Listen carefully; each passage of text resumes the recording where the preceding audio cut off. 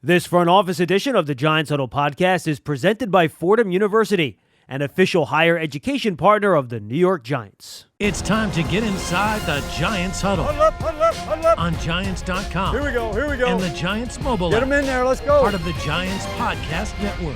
Welcome to another edition of the Giants Huddle podcast. Bob Papa with the head coach of the New York Football Giants, Brian Daboll, joins us. And all right, you got to this point in time where you got the veterans coming in, a little veteran mini camp. You've had the OTAs. How would you assess how this has all gone for you since it's your first time around? Yeah, I think we've made a lot of progress from where we started. When you're coming into a new place and you're starting out the way you want to do things, it takes a lot of work, and a lot of people in the organization have their hands in it. And I think the people in our building have done a fantastic job, from the coaching staff to the scouting staff to the administrators. The staff have really done a good job of buying into how we want to do things. And then ultimately it falls on the players. And these guys have been tremendous the last 4 months or 3 months, whatever it's been, of putting in the time and the effort and the energy to improve each day. You know, when I saw you earlier in the day, you were talking about you were working on training camp scheduling. Yeah. Is that something that you have experience with as far as, being on other staffs where you've been included in it? And how difficult is it? Now you got to make the final call on everything. Yeah, well. Like team snack is going to be now, not then. Sure. Yeah, no, the thing that you have a great appreciation for is the guys that you've worked for. You're not necessarily in all those meetings. I think the longer you're in this business, the more questions you ask, the more you watch, the more you take notes on. But when you're having to do it yourself, it's a different story. And every day I thank Laura Young. She's my assistant, and she does a fabulous job of organizing those things and keeping things on the right track, so that when her and I sit down together, it flows a lot smoother than it probably would with just me having to do it. So it takes a lot of work, these schedules. With the new CBA, it's 10 years old. Sure. But you came into the league under a different CBA. You got to really go through this closely to make sure that you are maximizing the allotted time you have with the players on the field, because it's not like just roll them out for 2 days. Right. And if we're going to go 3 hours, both sessions in pads, so be it. Yep. Doesn't work that way anymore. No question about it. And you have people like Laura Young, who's all over the rules, along with Ed Triggs, and those two are back and forth making sure everything's up to standard and code the way we have to have it. And then you involve a lot of other people. It's, coming up with schedules and putting things together requires I'd say an army, if you will, from sports science to nutrition to equipment managers to the trainers. It's kind of give and take when you're putting things together. All right, so you had great response to the voluntary stuff so far in the offseason. You had a great turnout, which I think you would expect, right? New staff comes in. If I'm a player, I want to be there. Yep. How do you feel guys are picking up what you're trying to teach? Because it's different than what they've been accustomed to, either here or wherever else they've come from. Yeah, I think we've made daily strides. We place a high premium on bringing in intelligent players. I think we've done a good job with that in terms of the free agents that we brought in. And then the draft process, that's one of our number one things. So between Joe and his staff and the coaches, we really put a lot of work into bringing in our type of people, which one of the things we're looking for, smart players. So from the day we started to where we're at, I think they've done a really good job of picking up the information and continuing to grow in that regard. Don't miss your chance to experience a premier hospitality experience watching Giants games and world-class concerts in 2022 as a Giants suite partner. Limited full-season locations are available, or place a deposit for individual games. Call 888-NYG-1925 or visit giants.com/suites for more information. Everyone's talked about the quarterback situation, and obviously with Daniel Jones being here, when you look at some of the things he did as a rookie, in 12 games, 24 touchdowns, 12 interceptions, ran the ball. Looked like the sky was the limit. Now, for a myriad of factors along the way, it hasn't panned out that way. Have you studied a lot of what he did as a rookie and try to say, hey, here's where he prospered, here's where this might fit into what I want to do offensively? Yeah, I've watched all his games. He's played as a Giant. I've also watched the games that he played at Duke, and some on Huddle, which he played at his high school. And I think that's important to get input from the quarterback in terms of what he feels comfortable with, while at the same time showing him some new things that maybe can help him. At the end of the day, the offense is obviously going to go through our quarterback, and there's got to be good give and take with that between the head coach, the coordinator, and the quarterback. That's, I'd say, a pretty special relationship between the three of those guys. On the defensive side of the ball, what were some of the things that really made you feel like Wink Martindale was the right fit for what a Brian Daboll team needs to look like? Well, it's a tough system to coach against. When you're a play caller on the other sideline coaching against his defense, it presents a lot of challenges throughout the week.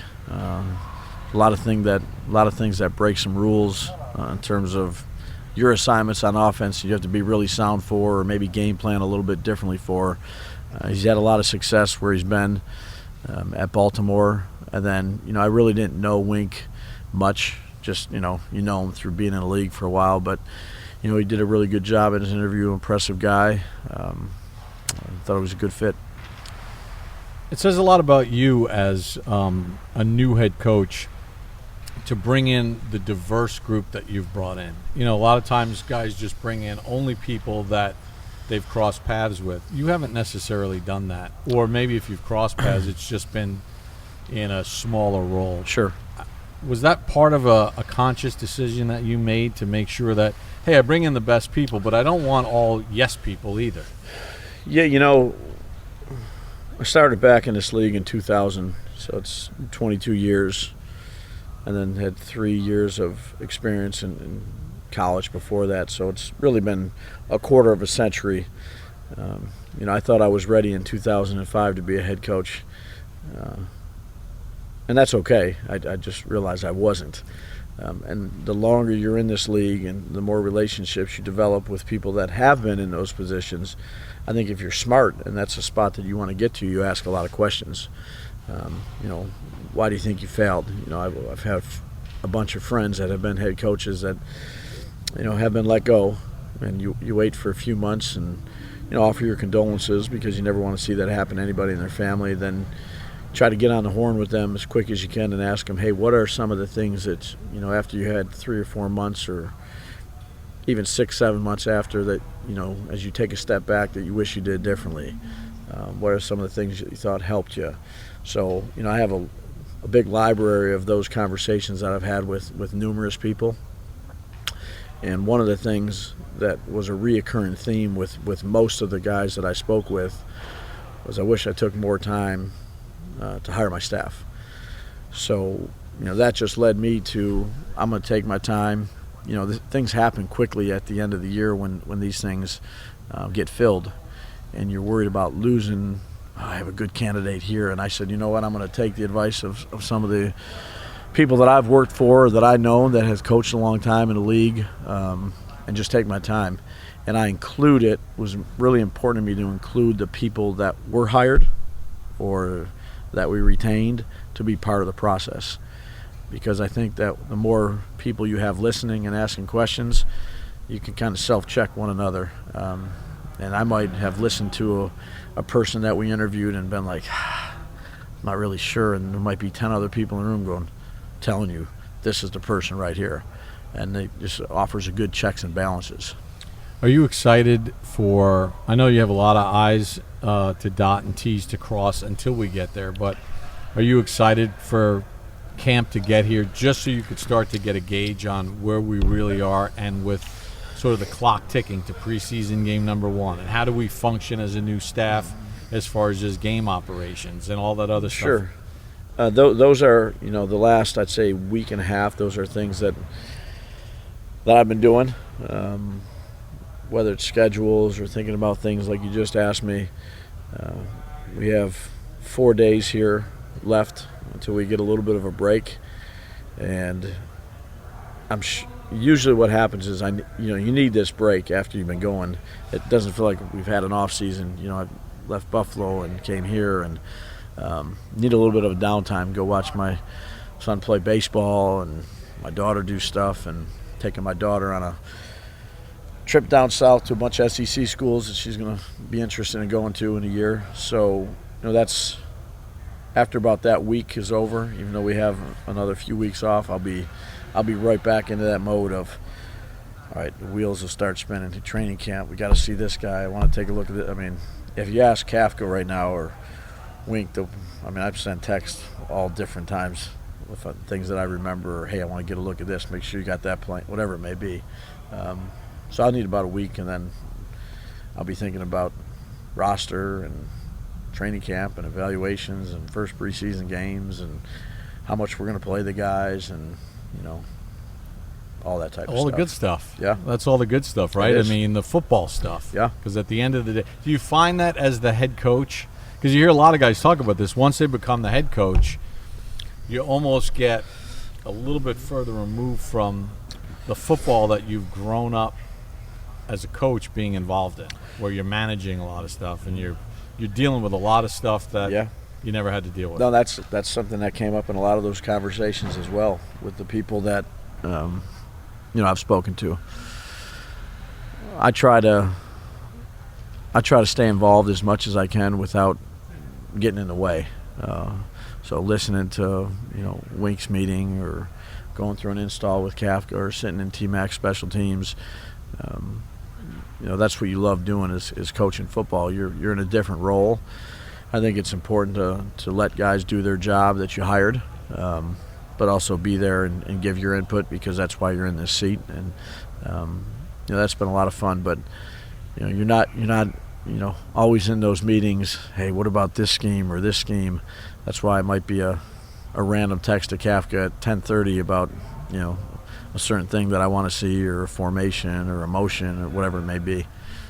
But you learn to balance it. Giants season tickets are on sale now for the 2022 season. In addition to ticket savings, membership benefits include access to exclusive events, experiences, pre-sales, and more. You can lock in your seats starting at just $100. Call 888-NYG-1925 or visit giants.com/tickets for more information. Why is it so important for you to spend time in the cafeteria getting to know other people in the organization that don't really touch football? Yeah. I mean, it's one thing to be in there with video guys or equipment or whatever, Sure. but you seem to really have made a conscious effort to make sure that you get to touch and visit with and get to know everybody. I think it's just how I was raised. I got a lot of respect for just people in general, and when there's someone in the building that works in a different department that I'm working in, but those people put in a lot of time and effort and energy to help the organization be as good as they can, and they're really important to the success of the organization. So I think having respect for everyone in the building is really critical, a critical part of being a good leader. And I like hanging out, meeting new people, kind of like a break from schedules and organization and things like that. And you just go, let your hair down, if you will, no pun intended, and get to meet some people and tell them that you appreciate their work and their effort that they're doing, because it is important. I think you put time into relationships; those pay dividends. Finally, I know you've gotten into the Rangers, Yeah. and that whole situation. Talk a little bit about your hockey background, because you're not just coming to New York and you're the head coach of the Giants. I'm going to get really good seats. They're going to put me on the screen at the Garden. I'm there to be seen. You're actually a hockey fan because you played it. Yeah. I played it for 12, 13 years. Love the sport. Still love it. One of my sons played it. The 4-year-old will probably be playing it here pretty soon. Fast-paced game. And then, once playoff hockey hits, it's just an unbelievable atmosphere with great passionate fan base here. It's just really cool to be part of the city when this time of year when this is going on. And they've been a really fun team to watch. A lot of heart, a lot of hustle. I'd say a lot of different players on the team that seems to me fill different roles. Some really skillful, some bigger, tougher guys, some veterans, some young guys. It's pretty cool what Coach Gallant and that team has done. Meshing those guys together. And I could see the coaching eye never wanders, right? Yeah, I mean, Even though even though you're not coaching them, you're Yeah. kind of looking at it and like, hey, where does this apply to what I'm doing? Yeah, right? yeah. You exactly right. I think you can learn from a lot of different people and coaches and teams, and that you should. This is a cool learning experience of watching this team. But it's neat. You look at your receiver group, all right. There's Miller, bigger body guy. Panarin, skillful, quick. Kreider, the smart veteran, tough. It's cool putting them all together, and then it's a advantage. That's what I'm always watching those guys, thinking about watching them skate and compete. It's pretty neat. Coach, we appreciate a couple minutes. Awesome. We look forward to doing this as we get closer to the season, and then the pregame show during the year, the TV shows, and everything else. It's going to be a lot of fun. Yeah, appreciate you guys. Thank you very much. That's the head coach of the New York Football Giants, Coach Brian Daboll, on the Giants Huddle podcast. This front office edition of the Giants Huddle podcast is presented by Fordham University, an official higher education partner of the New York Giants.